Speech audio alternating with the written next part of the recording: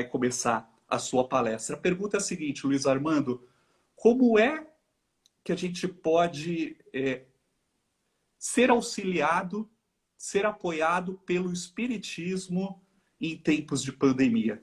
Muito obrigado, Luiz Armando, pela sua presença. Eu que agradeço. Bem, acredito que a maior e melhor forma de nós nos aproveitarmos do Espiritismo é conhecendo-o, né? Estudando-o. Nós temos aí hoje um acervo extraordinário de obras a partir do surgimento do Livro dos Espíritos, mas, indiscutivelmente, o começo tem que ser justamente o Livro dos Espíritos, para que a gente possa, quem sabe, encontrar um sentido para a própria vida, até diante dessa situação que aí está, né? Para falar um pouquinho, já que o tempo não é muito, nós vamos voltar mais ou menos uns 20 séculos atrás. Jesus, segundo descrição do evangelista Mateus, ao final do capítulo 15 do seu evangelho, conta que Jesus ficou durante 3 dias atendendo uma multidão que o cercou após ele ter subido numa pequena elevação às margens do mar da Galileia, e lá estavam os desesperançados, os cegos, os paralíticos, as pessoas que traziam problemas de saúde, e durante esses 3 dias muitos prodígios foram realizados. Mas o mais espetacular estava para acontecer, porque após esses 3 dias, Jesus disse que não se sentia muito confortável de liberar aquelas pessoas que deviam estar famintas, porque afinal de contas eles não arredaram o pé desde que ele se posicionou, né? Então, os seguidores dele mais diretos disseram que não sabiam como saciar a eventual fome daquele povo todo. Perguntou Jesus o que é que eles tinham. Eles disseram que tinham, parece que 7 peixes e na realidade 7 pães, alguma coisa assim. E Jesus pediu para que toda aquela multidão se assentasse e, naturalmente, operando os seus conhecimentos, ele acabou produzindo uma quantidade enorme de réplicas daqueles pães e daqueles peixes, de forma que ainda sobrou um pouquinho depois que todo mundo se alimentou. Jesus terminou o atendimento e, na verdade, dirigiu-se a um barco e foi para uma cidade chamada Ramadã, alguma coisa assim. E lá foi abordado por fariseus e saduceus que pediam a ele um sinal dos céus. E ao invés de responder sobre esse sinal, Jesus, contou o seguinte: vocês olham para o céu ao final da tarde e dizem que a noite será tranquila, já que o céu está avermelhado. E ao amanhecer vocês dizem que deverá chover à tarde, porque na realidade o céu está de um vermelho mais carregado, mais rubro. Então ele fala assim que, na verdade, aquele povo que tinha tanta capacidade de fazer uma avaliação, uma interpretação do bom tempo, do mau tempo e fazer um prognóstico do que viria a acontecer, era incapaz de, na realidade, perceber que estava diante do sinal dos tempos. Ele não ia dar sinal nenhum, porque o sinal estava justamente no livro de Jonas. Eles eram hipócritas de não, de uma certa maneira, reconhecerem que Jonas havia trazido esse recado, né? 1976 anos depois, em Uberaba, Minas Gerais, um jornalista gaúcho chamado Fernando Orme está diante de Chico Xavier e está fazendo uma entrevista que seria publicada na Folha Espírita e depois faria parte do livro A Ponte, um livro sensacional que traz muitos conteúdos envolvendo o Chico, porque o jornalista, que não era espírita até então, se encantou ali justamente com a vastidão de conhecimentos. E não só isso, tudo que ele viu durante os dias em que esteve em Uberaba, ele não estava lá para isso, ele estava justamente escrevendo um livro a respeito de um grande personagem da história do Rio Grande do Sul, e financiado lá pela editora ou pelo jornal ao qual ele estava ligado, escolheu, não sabe nem por que Uberaba, provavelmente era um atendimento de um programa espiritual, né? E acomodado no hotel, uma certa noite, ele ficou lá durante vários dias, ele lembrou-se que a mãe dele havia feito referência sobre Chico Xavier. Como não tinha nada para fazer, ele, na realidade, resolveu ir até o Grupo Espírita da Prece lá, viu tudo que acontecia no atendimento do Chico, né, atendendo aquela multidão também, todas as sextas e sábado à noite. Invadiu-se a madrugada, o Orme achou que não dava para esperar mais, foi para o hotel. No dia seguinte retornou E aí aconteceu a entrevista. E em dado momento, o Orme pergunta se Nostradamus devia ser levado a sério. E o Chico disse que o Emmanuel está aqui do lado, disse que o Nostradamus deveria realmente ser melhor avaliado. Mas a resposta que procurava o Orme e toda a humanidade estava no livro de Jonas. Ele volta a falar do Jonas, que é aquele sobre o qual Jesus se referiu 20 séculos antes, né? Como havia uma Bíblia ali do lado, o Chico pegou a Bíblia e abriu no livro de Jonas. O livro de Jonas, surpreendentemente, é o livro mais curtinho do Antigo Testamento que compõe a Bíblia, né? E na realidade são apenas 4 capítulos. É uma história bem interessante. E na realidade Jonas recebe uma missão de Yahvé para ir até Nínive. Nínive era a capital da Síria, que era inimigo mortal dos judeus. E na verdade ele deveria levar um recado de Yahvé, no sentido de que aquele povo, se não se emendasse, eles na realidade veriam Nínive, que era uma cidade de 120 mil habitantes na época, seria arrasada, né? Bom, o Jonas, evidentemente, atemorizado diante daquilo que deveria fazer em nome de Yahvé, ele toma outro rumo, pega um barco e vai numa outra direção, e ali ele se acomoda no porão do navio, adormece, enquanto isso lá fora, uma tormenta se abate sobre o oceano, o barco entra assim num pânico, os seus ocupantes, tripulantes, jogam toda a carga fora com medo do barco virar, e na realidade o que acontece é que o capitão, em dado momento, desce até o porão, encontra Jonas dormindo, pergunta o que ele está fazendo ali, ele acorda e o capitão manda ele subir e, ao exemplo de todos os outros, colocar-se em oração. Todos se colocaram em oração, os operadores do barco resolveram levá-lo, tentar levá-lo até uma determinada praia, mas o mar estava muito agitado. Então aí fizeram um sorteio, parece que era uma prática comum na época, para saber quem que era o responsável por aquela tragédia toda. E o sorteio indicou o Jonas. A essa altura, Jonas estava realmente achando que estava sendo castigado por Yahvé, pediu para ser jogado no mar.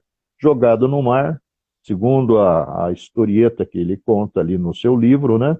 Ele foi engolido por uma baleia. Ali permaneceu durante 3 dias e 3 noites. Em dado momento, arrependido de não ter feito o que havia lhe pedido, ele faz uma oração muito bonita, que está reproduzida lá no capítulo, acho que 3, desse livro de Jonas.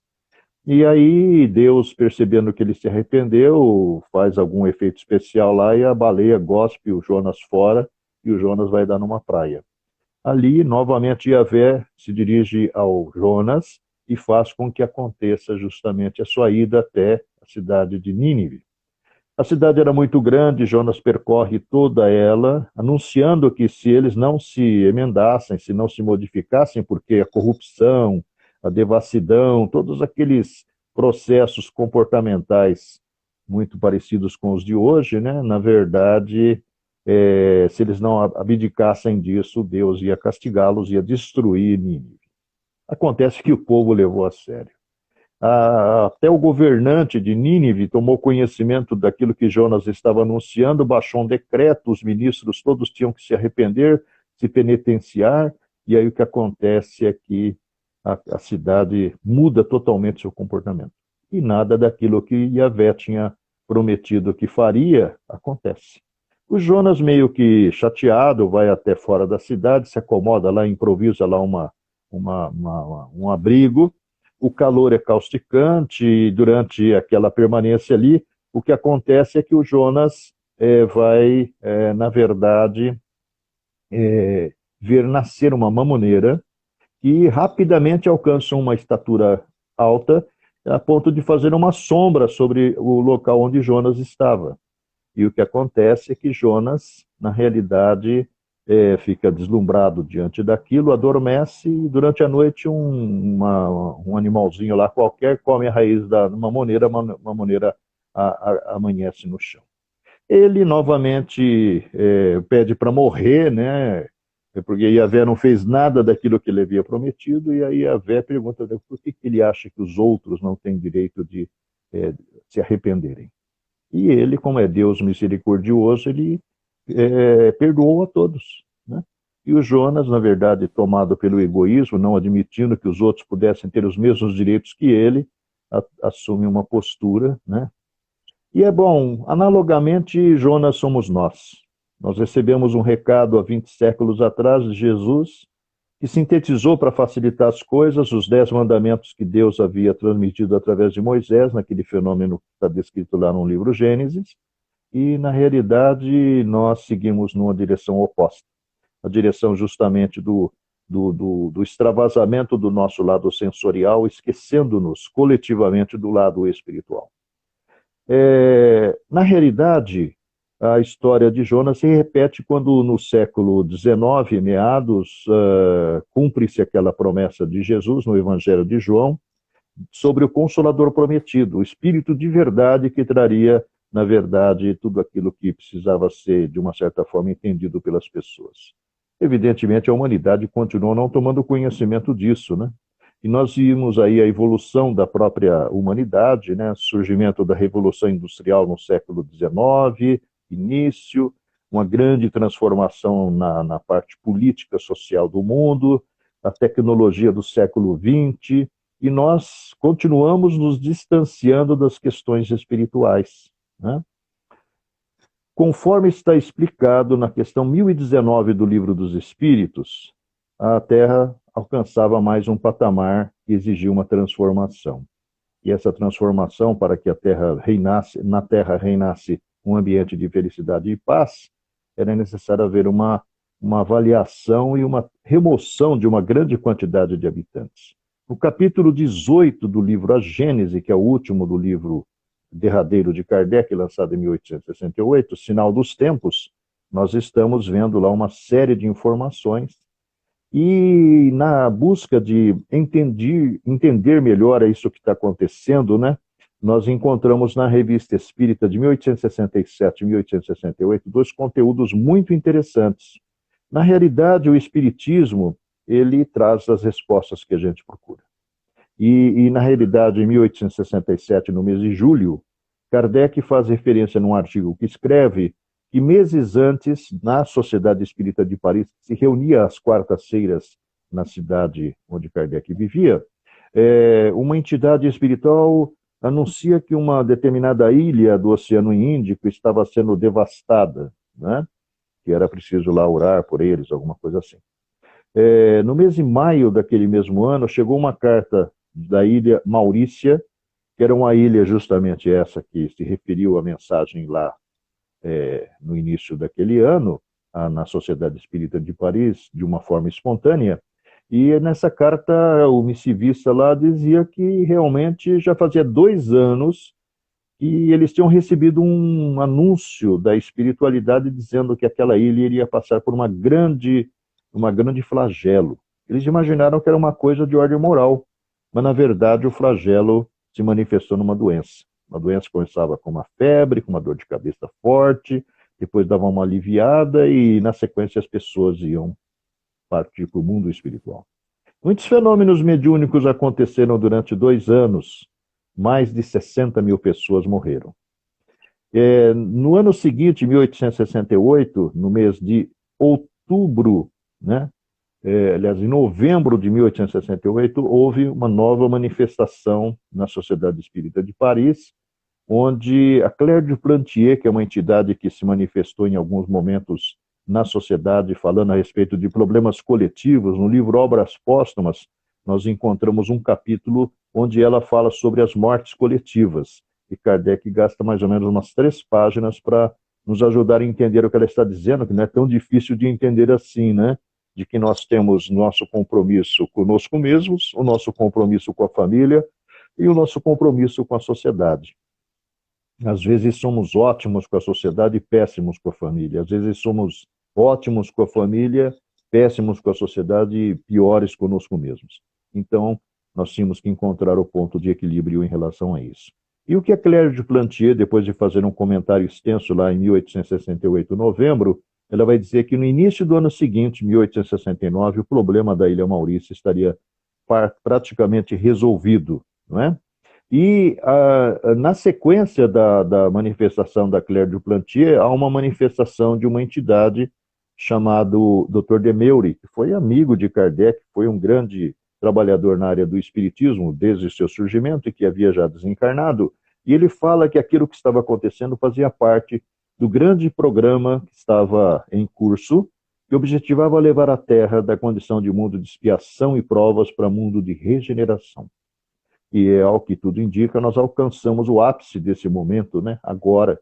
Até porque é difícil a gente duvidar, né, nós que conseguimos, como os fariseus e saduceus lá da história de Mateus, né, porque a mesma história nós vamos ver com outras palavras através do Evangelho de Lucas e do Evangelho de Marcos. Todos eles vão contar do seu jeito a história que se passou ali quando Jesus, na realidade, foi abordado por essas pessoas que procuravam um sinal. A resposta de Jesus é sempre a mesma: olha, não existe sinal. Na realidade, vocês têm que se ater àquilo que está em Jonas. Ali está o sinal. É o sinal de uma espécie, né, que é a espécie humana, que está evoluindo em função do planeta Terra e que, a exemplo de alunos de uma escola que nós estamos praticamente destruindo, né, estão agora diante de um processo assim de avaliação rigorosa, porque essa situação que aí está tão confusa, tão conturbada, elas dão-nos uma ideia de que realmente o controle vem do alto. É alguma coisa que a humanidade não considera. A gente vê manifestações de grandes inteligências intelectuais na área da filosofia, na área da política, na área da religião, mas eu ainda não ouvi nenhum desses personagens que são tão procurados pela imprensa, por aqueles que estão, assim, de uma certa forma, à procura de um sinal, né, de quando vai terminar isso. Nós queremos saber o quando vai terminar e como é que vão ficar as coisas. Mesmo nós espíritas, nós somos um tanto quanto ansiosos, né? A gente volta e meia vê de novo aquela mensagem que diz que a médium Sueli Caldas Schubert recebeu lá numa quinta-feira à noite de Eurípides Barçanufo falando a respeito do que está acontecendo. A mensagem da Ana Nery, que apareceu lá na época da eleição, que dizem que foi a semana passada que surgiu, e outras que às vezes fazem a ousadia de fixar datas para encerramento do processo. O livro dos médiuns fala que isso não é possível, porque muitas variáveis estão envolvidas.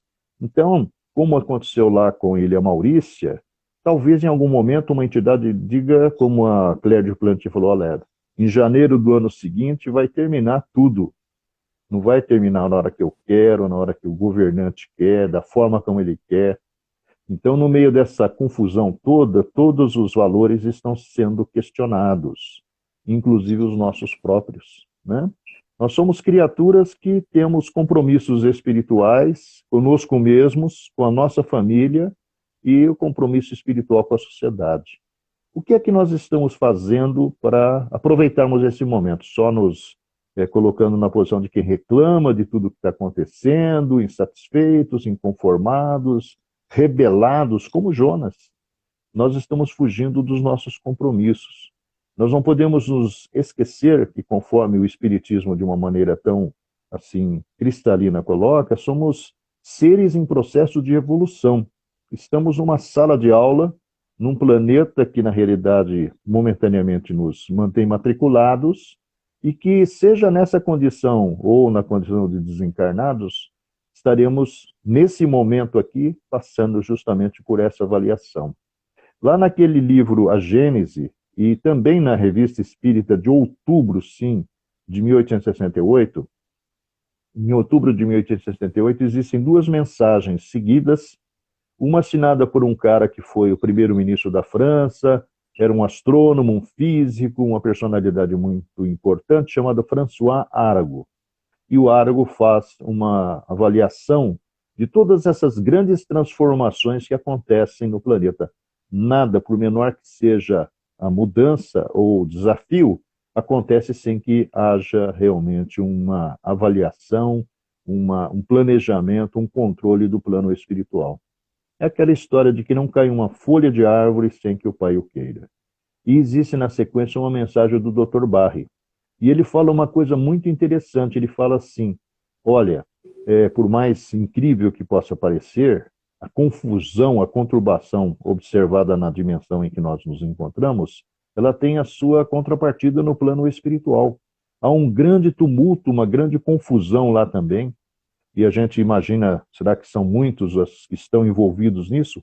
É só a gente dar uma olhadinha no livro Obreiros da Vida Eterna, do André Luiz, no livro Libertação, do André Luiz, e nós vamos ver o volume imenso de criaturas que estão em diferentes estratificações das esferas espirituais que circundam a Terra, envolvidos ainda mais nos aspectos mais negativos do que propriamente dos aspectos mais positivos. Mas o que é isso?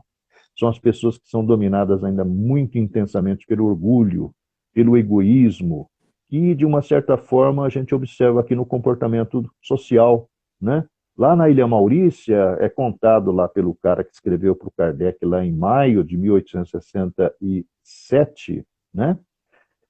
Que, na realidade, naquela época não se descobriu o remédio para resolver o problema, mas havia um remédio, uma medicação que ajudava a amenizar os efeitos dela, chamada quinino, que ainda hoje existe, né? E o que observou-se é que o quinino tinha um valor assim irrisório, mas na verdade, na medida que a situação lá, a pandemia local foi crescendo e consumindo cada vez mais vidas, os preços saíram assim de, sei lá, de R$ 5 para R$ 800, de maneira que o pobre não tinha acesso àquela medicação. Agora, o que motiva isso? É justamente a ambição, o oportunismo daquele comerciante que muitas vezes quer tirar proveito em prejuízo do seu semelhante. Então, na verdade, a gente não pode esquecer, e nós estamos vendo isso acontecer aqui agora, essa confusão por causa dessa medicação, daquela medicação, que é uma medicação, até fui averiguar quando isso foi descoberto, ela foi descoberta por um cientista do Nordeste brasileiro, que objetivava justamente ajudar no combate à febre amarela. Ele percebeu, ele devia ser um espírito muito evoluído, que ele nem quis patentear o negócio, porque ele achava que aquilo era de domínio público, essa tal de cloroquina, hein? Então, a gente vê hoje, como a gente tem ouvido alguns comentários, daqui a pouco a cloroquina, que tem um valor assim irrisório, que é consumido aí pelos caras que eventualmente são acometidos pela febre amarela, é capaz de ser vendida a um preço astronômico, como foi o quinino naquela época, né? Então a gente está vendo assim, a humanidade tem que padecer mesmo, né? Infelizmente, a gente não pode alimentar as expectativas de que vai haver assim, uma solução imediata do problema, como não aconteceu lá na Ilha Maurícia. Porque a Claire de Plantier fala, na realidade, o problema em janeiro de 1869 ia se resolver não porque o remédio teria sido descoberto, a vacina, na época não existiam vacinas, né? Mas sim porque os objetivos da espiritualidade tinham sido atingidos. Porque os objetivos locais, a exemplo de muitos objetivos de situações que vivenciamos ao longo do século XX e agora no século XXI, fazem parte do grande plano da espiritualidade no sentido de justamente selecionar os valores que deverão ficar aqui, ser remanejados, como está escrito no livro A Gênese. Poucas pessoas sabem, mas o capítulo 18 do livro A Gênese, na realidade, consiste numa mensagem, ou melhor, em duas mensagens, que foram recebidas no ano de 1868, no mês de março ou abril, na Sociedade Espírita de Paris também. E o Kardec fez uma reorganização dos conteúdos para compor o capítulo 18, né? Essas mensagens faziam um prognóstico a respeito do futuro, dizendo, inclusive, naquela época, que a confusão ia chegar num nível tal que o número de suicídios ia, assim, se multiplicar exponencialmente, inclusive de crianças. Não sei quem está atualizado, mas afirma-se que nós vimos aí a morte de 25 mil pessoas por conta justamente desse vírus que aí está, né? Mas, na verdade, o número de suicídios triplicou na atualidade. Até o ano passado, ano retrasado, antes dessa confusão, na realidade, morria a cada 40 segundos uma pessoa por suicídio no mundo.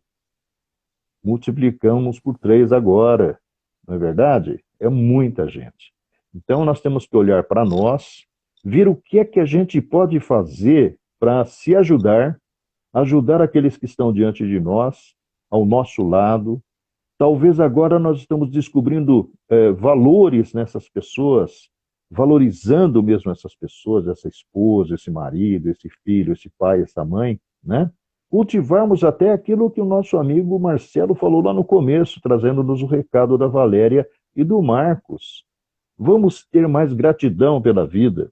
Agradecer por acordarmos, podermos nos movimentar, podermos estar, de uma certa forma, com a lucidez ainda, né? Porque hoje, de uma certa forma, a depressão, ansiedade, angústia, tendências suicidas se acentuam justamente por isso, porque nós esquecemos, como diz o Divaldo Pereira Franco em algumas palestras, nós perdemos o endereço de Deus.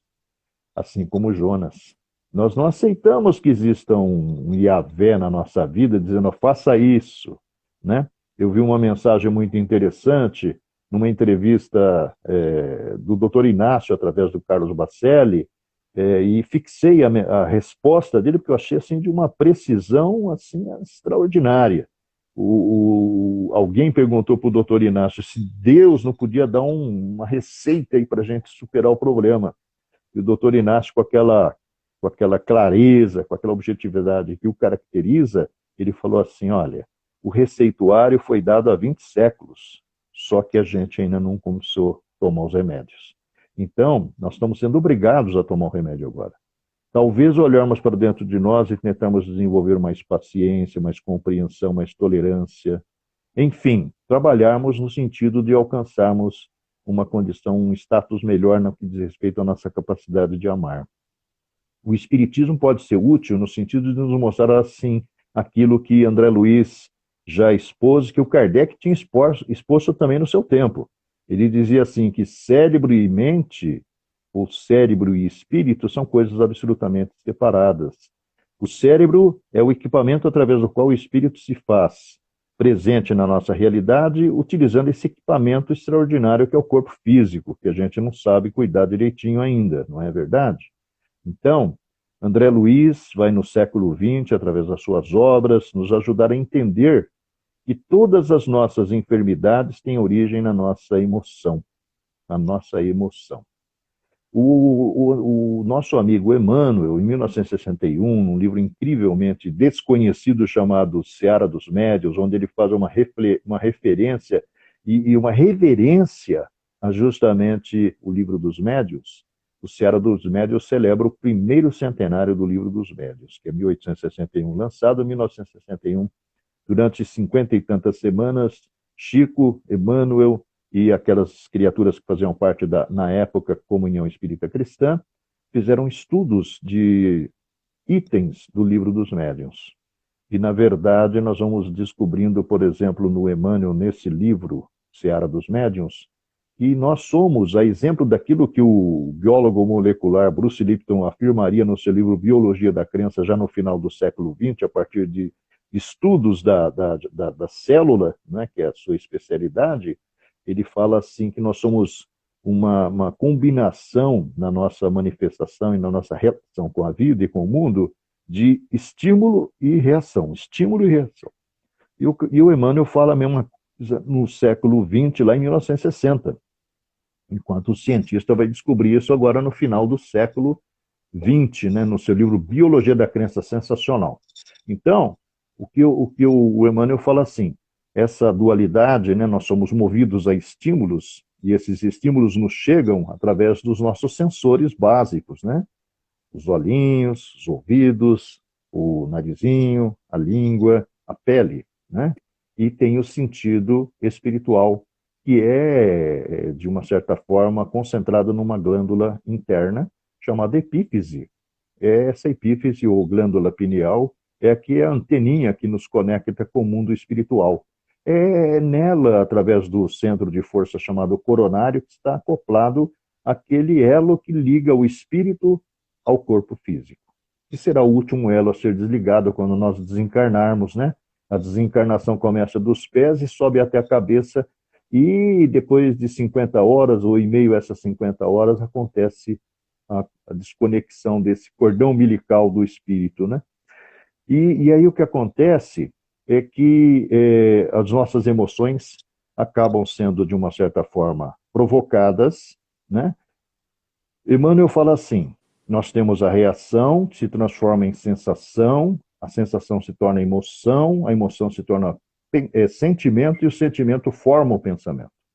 E esse pensamento, ele irradia-se fora de nós e, ao mesmo tempo, circula ao nosso redor, como André Luiz explica, naquele halo que ele chamaria de aura, ou que outros chamam de aura, e que o Kardec chamava de atmosfera fluídica, na questão 125 do livro que é o Espiritismo. Essa atmosfera fluídica, ela na realidade está dinamicamente se alterando a todo instante. Ela é o elemento através do qual o passe, por exemplo, que é ministrado naqueles que estão diante de nós, começa justamente a produzir efeitos no outro com a estimulação do plano espiritual, utilizando as energias mais sublimadas, né? Através da imposição das mãos, através do olhar, do magnetismo do olhar, né? Questão 125, questão 125 do livro que é o Espiritismo. Essa atmosfera fluídica, ela está em dinâmica intensa, porque ela tem a velocidade do nosso pensamento, que o André Luiz vai explicar no livro Libertação, uma velocidade superior à velocidade da luz, que é 300 mil quilômetros por segundo. Então, olha como isso é rápido. Então, nós estamos constantemente pensando. O Kardec já tinha dito que nós somos pensamento puro, não é? Então, na verdade, esse pensamento está sempre contaminado pelas nossas emoções. Se nós observarmos a anatomia do nosso corpo, nós vamos ver que existe um sistema imunológico. Esse sistema imunológico ele está fixado numa glândula chamada timo, que fica entre os dois omoplatas, entre os dois ombros. Está próximo do coração. O coração foi sempre identificado como o órgão da emoção, do sentimento, né? O amor, né? Está ligado ao coração. Quando nós nos desequilibramos emocionalmente, essas emoções acabam repercutindo no nosso timo, que, na verdade, está próximo ao centro de força conhecido como cardíaco. E esse centro de força cardíaco, que na realidade está próximo do laríngeo, né, ao qual, segundo informações, está preso justamente o timo, acaba desestabilizando o nosso sistema imunológico. Se nós olharmos André Luiz no livro Mensageiros, capítulo 40, nós vamos ver que o André Luiz está volitando na direção do campo junto com Aniceto e Vicente. E o André Luiz, que percebia que estava muito mais fácil para ele volitar agora na terceira experiência em que ele usava esse recurso junto com aqueles companheiros, ao passar um pouquinho acima da superfície que nós nos encontramos, observou que havia uma certa espessa nuvem sobre os transeuntes, sobre as ruas. E o Aniceto, antes que ele se manifeste, acaba dizendo assim: André, aquilo lá são nuvens de bactérias, que na verdade são emanadas pelas próprias criaturas humanas a partir das suas mentalizações. Mas observe aqueles arabescos nos prédios, capítulo 40 do livro Mensageiros. E André Luiz vê que existem algumas manchas escuras. E ali, o nosso amigo Aniceto vai falar assim: aquilo lá são estruturas mais próximas do espiritual negativo ainda, e vão muitas vezes alcançar aquelas criaturas humanas que estão emocionalmente instáveis.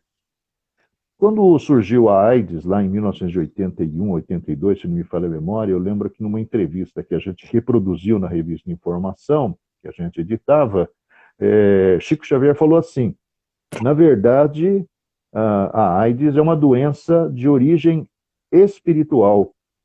Então, os vírus, eles são típicos do mundo espiritual e são absorvidos por nós. Como eu já estou vendo o rostinho do Marcelo ali, eu acho que o nosso tempo já se escoou. Agradeço muito a vocês que acompanharam-nos aqui nessas palavras que pudemos dividir com vocês. Esperamos que vocês tenham percebido quanto o Espiritismo pode ser útil nessa pandemia, no sentido de entender o que está acontecendo e, na verdade, entender o que precisamos fazer conosco mesmos para passarmos por essa com nota razoável. Muita paz a todos. Luiz, parabéns pela apresentação, realmente muitas informações né? E quem entrou pela metade, eu perdi o começo da palestra do Luiz. Ela vai estar gravada e vai estar no Instagram do Lar Luz e Harmonia, não se preocupem. Eu queria passar alguns recados